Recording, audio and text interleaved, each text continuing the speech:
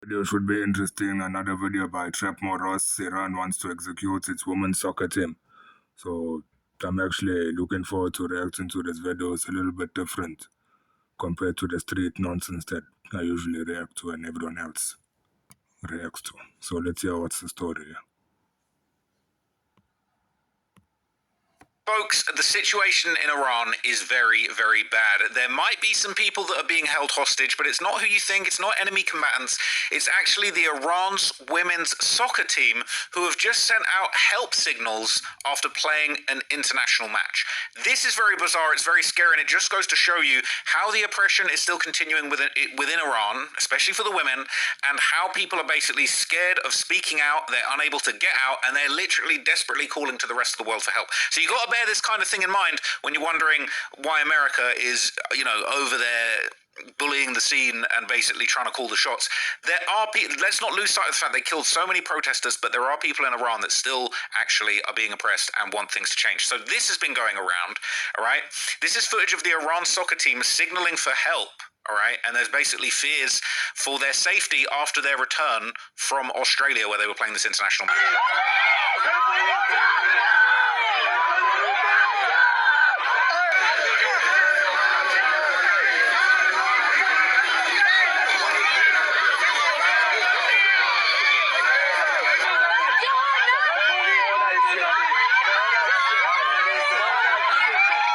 So that hand signal is apparently an international sign for calling for help. It's an SOS sign, okay?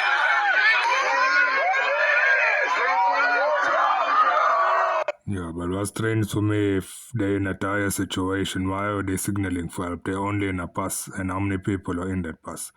It can only be the driver and maybe a few members of staff. If they really wanted to, why don't they just break free from that bus, force their way out until they get help? And even if they are being held hostage, which it seems like, it's a grave injustice because that's just an example of women and child abuse, specifically women abuse.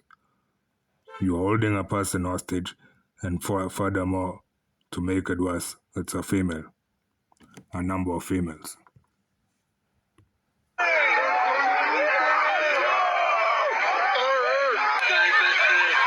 So a lot of people are thinking that actually these women are in big trouble, okay? People are saying grant them asylum, we need to help these women, asylum for the Iranian football team, they need to be given safe sanctuary, not be sent home to face death from the Iranian regime.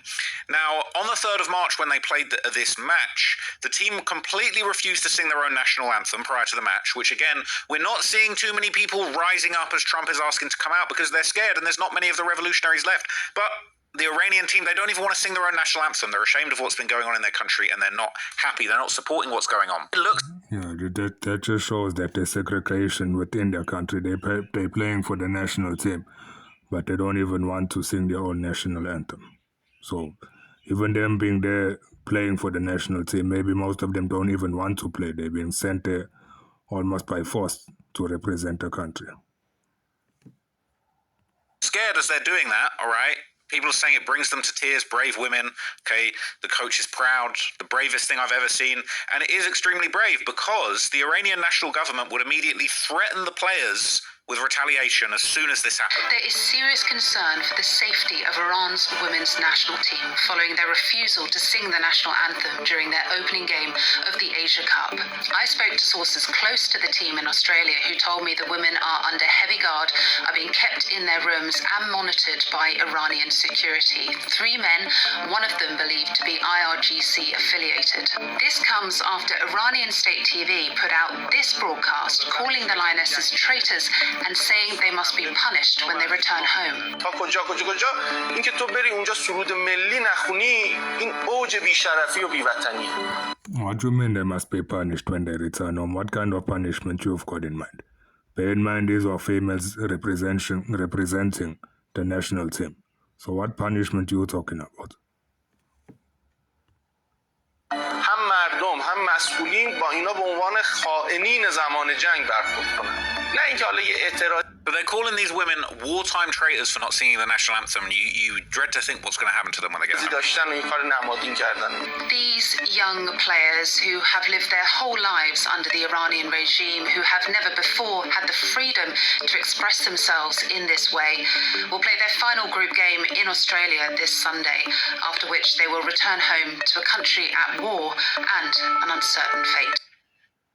So this is all that's left of Iran's kind of revolutionary protest movement, because they killed 60,000 protesters. They've literally, you know, it doesn't qualify as a genocide, so to speak, but they basically, you know, have gotten rid of as many people that support, you know, taking back Iran as they possibly can. They've destroyed the movement. They've literally murdered the movement and everybody within it. So this is the... Yeah, and just to add to what Trap Moras is saying, I think also the Iranian women's football team, they're not singing the national anthem just to show that they're not in agreement with what's currently happening in their country. It's also their way of showing that they're against the current situation.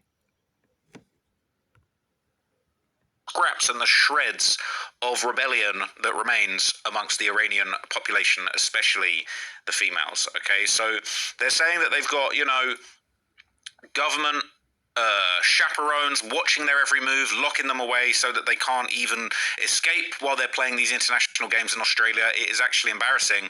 Why even keep up the facade of participating in international sports, women's sports nonetheless, and you want to subjugate your women so badly? Now, reports would actually say that Iranian officials and the team's minders were closely monitoring the squad, and, you know, that basically culminated in that game, and then the SOS kind of signal that was sent out from this bus after that game. And interestingly enough, Donald Trump would actually publicly call for the Iranian women to be protected.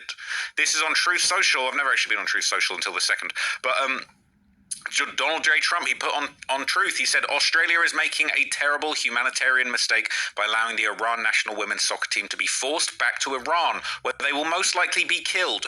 Don't do it, Mr. Prime Minister. Give asylum. The US will take them if you want.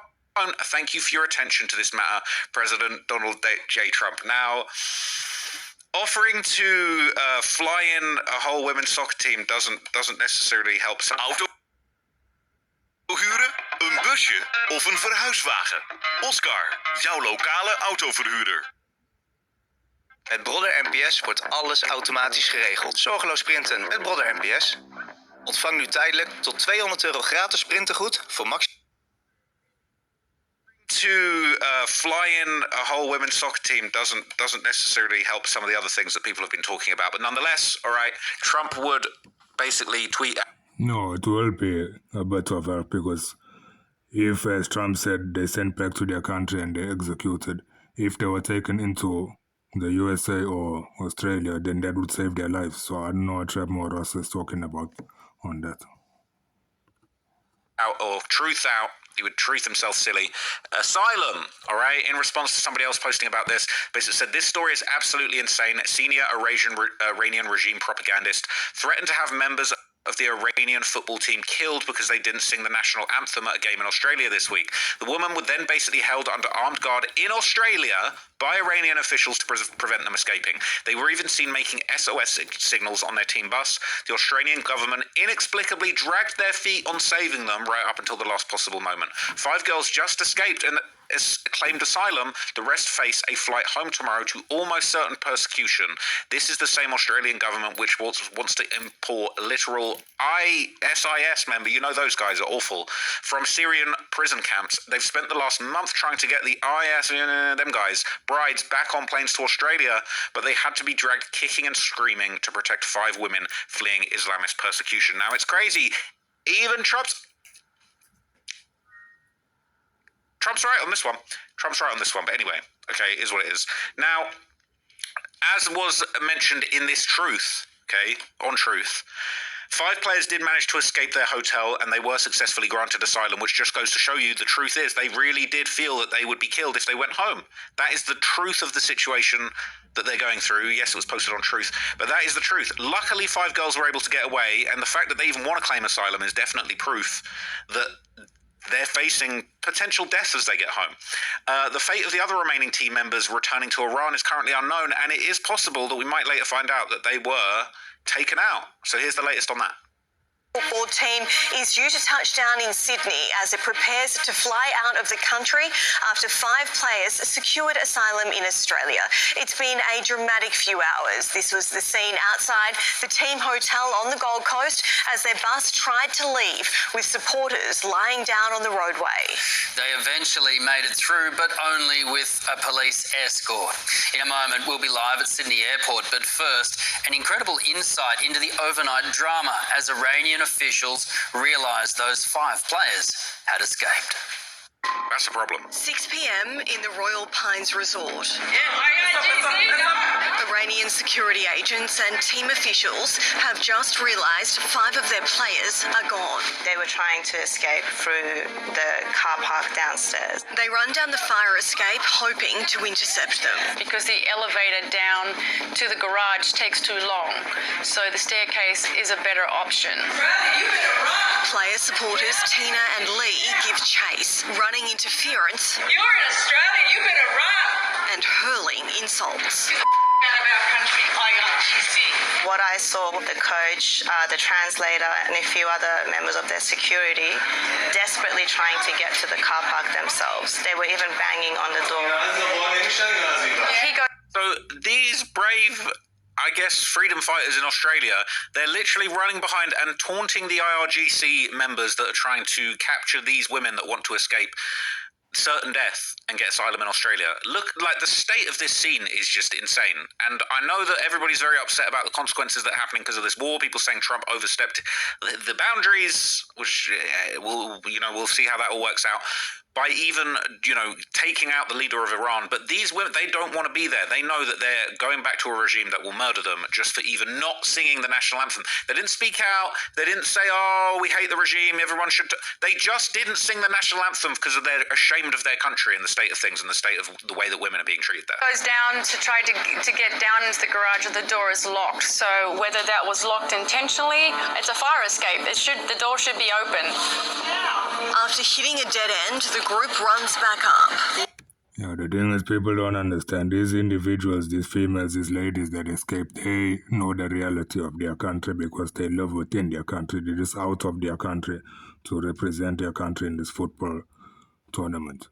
So by them escaping, they know what they're facing if they were to return to their country. They most likely feel like their lives were in danger, and the best option for them is to escape.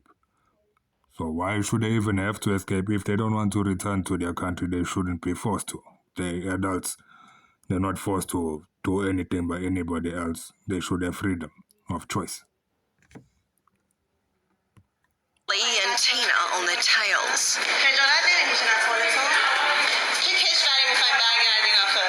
Looks like a couple of players were trying to get out, and they found out about it. Upstairs in the lobby, the reality of the situation sets in. And that's when you could see the distress. He looked like a man who had failed his job. Very distraught.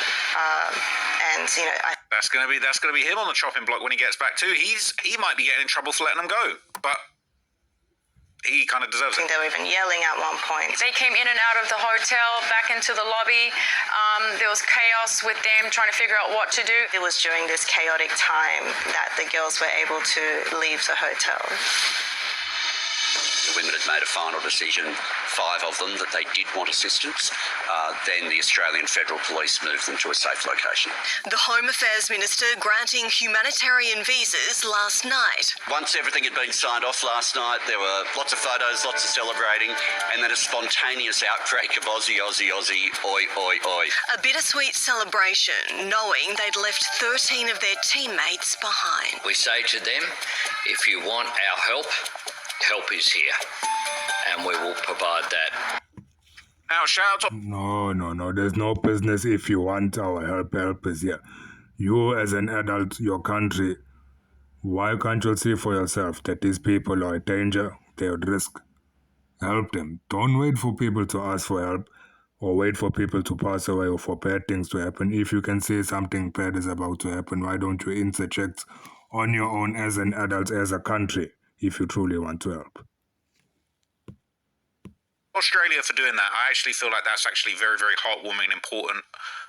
Everybody's got bad things to say about immigrants lately, but at the same time, there are a lot of genuine cases where people are trying to escape persecution. You know, all these folks that moved over to Dubai for no taxes, you guys might be trying to get your migrant on in a minute, trying to go somewhere else where it's more safe. It just is what it is, okay? So we can't judge we can't tar everyone by the same brush when it comes to migration. There's good people and bad people that do come in and out of countries all the time, so you do have to be careful. You definitely have to vet people, but at the same time, I feel like this story just highlights the real human costs and dangers associated with even just being not even anti the Iranian regime and being from there, but just not wanting to sing the anthem.